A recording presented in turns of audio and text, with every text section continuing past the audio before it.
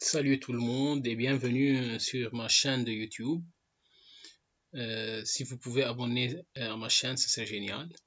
Aujourd'hui, je vais vous expliquer tout sur Plaxis 3D.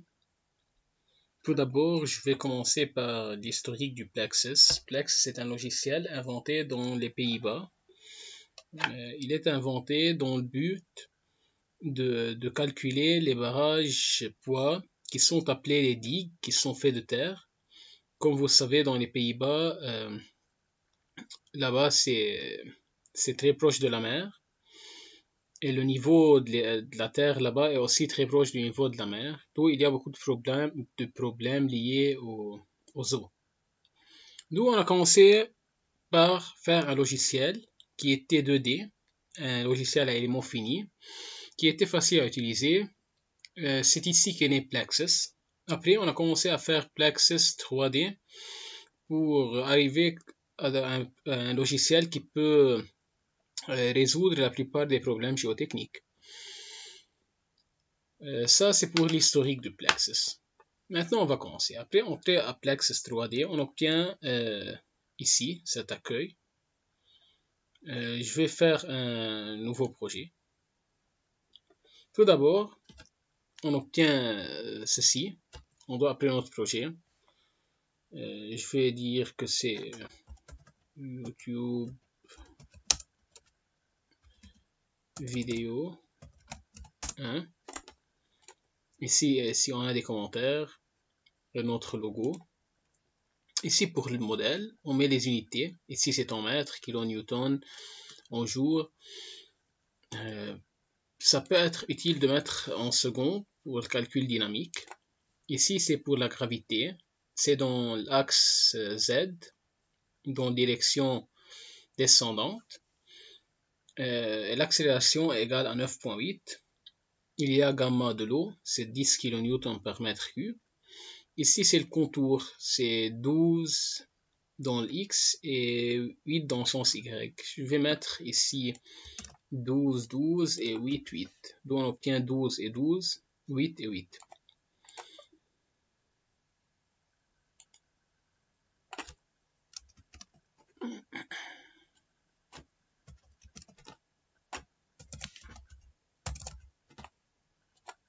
Donc on doit mettre moins 12 et moins 8.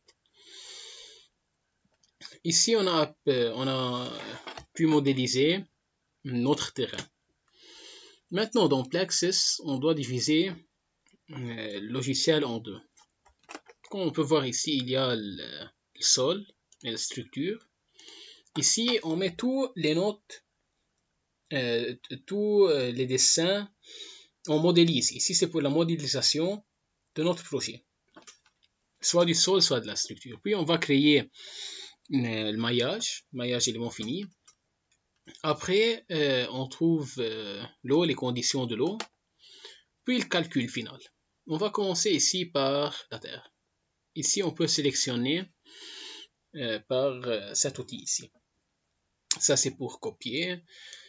Ça, c'est pour le contour. On peut modifier le contour ici. Ici, je vais déplacer le contour. On peut appuyer et déplacer le contour. Je vais le garder ici. Ici, le plus, on peut ajouter un contour. On peut enlever un contour aussi.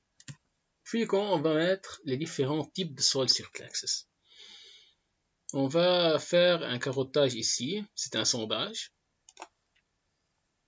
On peut mettre, on va ajouter le sol.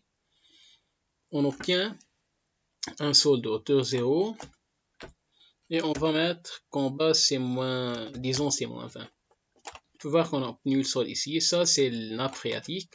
On va dire qu'elle commence à moins 5 mètres. Maintenant il faut assigner le matériau, le sol. On va faire un nouveau matériau. Je vais appeler un matériau 1. Ici je vais passer d'une façon générale sur les différents paramètres. Ici, c'est le type de calcul. C'est Mohr-Coulomb. C'est pour les sols en général. Ou linéaire élastique qui est pour le béton. Ici, les différents types de calcul sont, par exemple, ça c'est pour la pierre. Ça c'est pour pour les déplacements dans le sol. Les autres, c'est pour la consolidation de l'argile. Nous, on va utiliser ici Mohr-Coulomb ou linéaire élastique. C'est le plus utilisé. Ici, c'est drainé ou non drainé. Ou un matériau qui est non poreux. Non drainé A, c'est un matériau qu'on connaît pas les forts tranchants, mais on connaît le module Young. Ici, on connaît les forts tranchants et les autres entrent dans la catégorie C. Ici, c'est gamma du sol saturé et gamma non saturé. Ici, c'est le void ratio, c'est combien il y a de vide dans notre sol. Ici, ce sont les paramètres module Young, coefficient de Poisson, il y a la cohésion, l'angle de frottement. Ce sont des coefficients dans le géotechnique. Ici, on peut mettre un coefficient quand on part du côté profond de notre sol. Comme on sait, plus on est profond, plus le coefficient de module Young grandit. Ici, on peut mettre un nouveau coefficient de module Young. Ici, on peut mettre d'où il commence. Même chose pour la cohésion. Ici, c'est pour l'eau. Ici, c'est le type de calcul utilisé pour le calcul de l'eau. Ça dépend du code. Ici, ça dépend du sol. Si c'est un sol fin ou c'est un sol moyen, ça dépend. Et ici, c'est pour l'interface créée pour les matériaux. Et ici, c'est la détermination de K0. C'est soit automatique, soit manuel. Alors maintenant, je vais mettre n'importe quelle valeur. Juste pour aujourd'hui. C'est 20. Je dirais que ça c'est 22. Ok. Et cette couleur bleue. On peut créer un autre matériau ici. Disons que le deuxième matériau commence de moins 10, je dirais, jusqu'à moins 20. On va ajouter un nouveau matériau, M2. N'importe quelle valeur.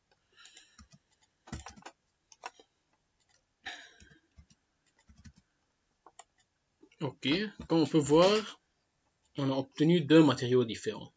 Maintenant, pour faire une différente forme, on peut mettre un autre sondage ici. Et par exemple, dire que ça c'est 1 et ça c'est moins 5. On peut voir comment le sol s'est déplacé. On peut mettre plusieurs sondages ici.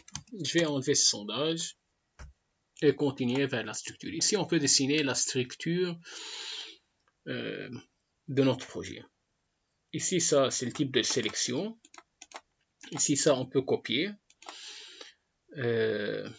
Par ici, on peut faire une ligne. Après avoir fait une ligne, on peut utiliser l'extrude. Je dirais que ça, c'est ici, dans le sens Z. Hein? On obtient une surface. Ou on peut directement dessiner une surface d'ici. On peut dessiner deux points. Si on fait extrude sur cette surface, on obtient un volume. Je dirais que c'est un volume maintenant. Ici, on peut dessiner les volumes obtenus. On peut mettre les charges ici. On peut mettre des ancrages, une poutre.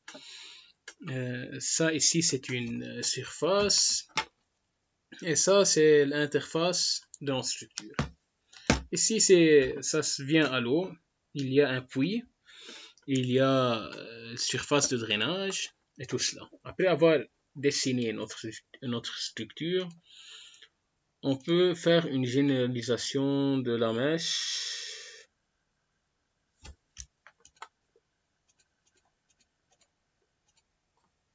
D'accord, alors je vais tout d'abord dessiner une surface.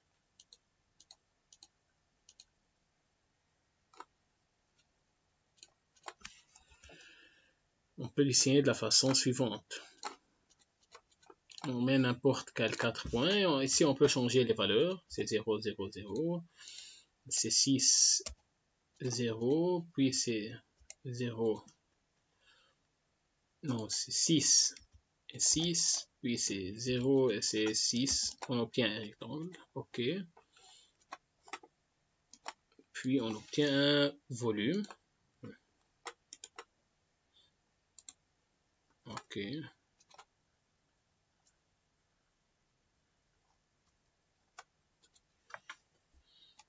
On va essayer quelque chose ici, on va les enlever.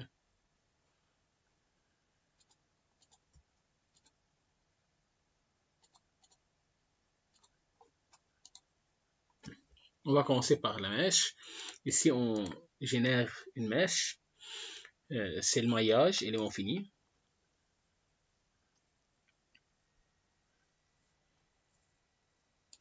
Ici, on peut voir le maillage obtenu. On peut voir, ça c'est le maillage, élément fini. Puis, on met ici les conditions de l'eau. On peut dessiner le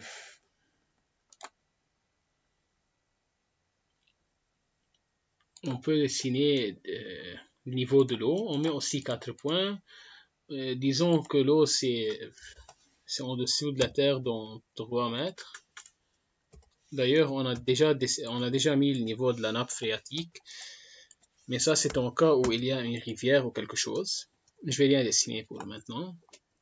Puis, il y a le calcul structurel. Pour le calcul structurel, il y a la première phase, la phase initiale, puis on va ajouter une autre phase.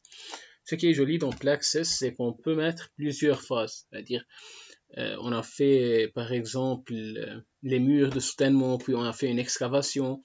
Ça dépend, on peut faire plusieurs phases. Ici, ce type de calcul, c'est un calcul lié à K0, un calcul aux gravités, gravity load. Ici, je préfère gravity load car ça peut s'appliquer sur tous les cas. Ça, c'est pour la phase initiale. Pour la phase 1, ici, on peut faire un calcul plastique, consolidation ou un calcul safety. On utilise généralement un calcul plastique, sauf s'il y a consolidation. Pour le calcul de safety, on peut voir combien peut supporter notre sol au maximal. Ici, c'est pour l'eau. C'est soit la nappe phréatique, soit l'eau qui est générée de la rivière ou quelque chose. Je vais dire OK. Pour la phase 2, je vais activer mon sol 3.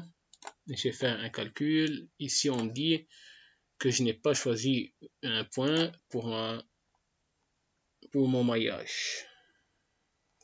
Pour voir les déformations, je vais choisir ce point-là. Je vais essayer de faire le calcul.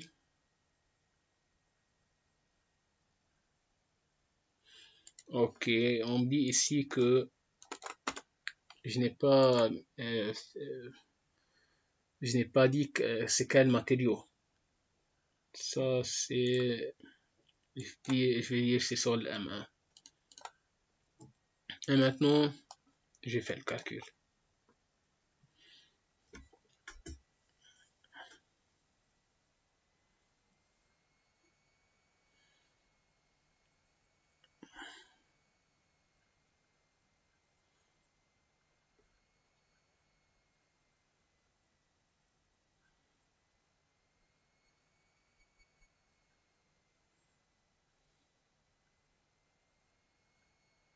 Ça peut prendre un peu de temps, ça dépend ça dépend de votre ordinateur, s'il est rapide ou non. Le mien est un peu rapide, mais je sais pas pourquoi ça prend un peu de temps maintenant. C'est parce que j'ai agrandi mon modèle. C'est à peu près 24 mètres, dans 16 mètres et de 20 mètres. Ah, ici il y a une erreur.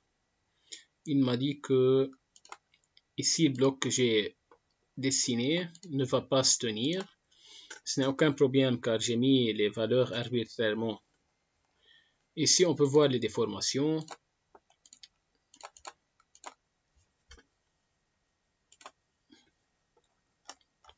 On peut voir comment j'ai obtenu une grande déformation ici. On peut voir les calculs des forces et contraintes.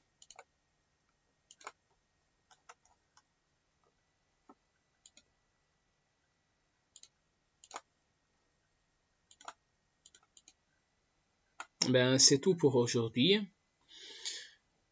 J'espère que vous allez vous abonner à ma chaîne YouTube. Et pour la phase suivante, je vais faire des exemples de calcul sur Plaxis. Merci beaucoup. À bientôt.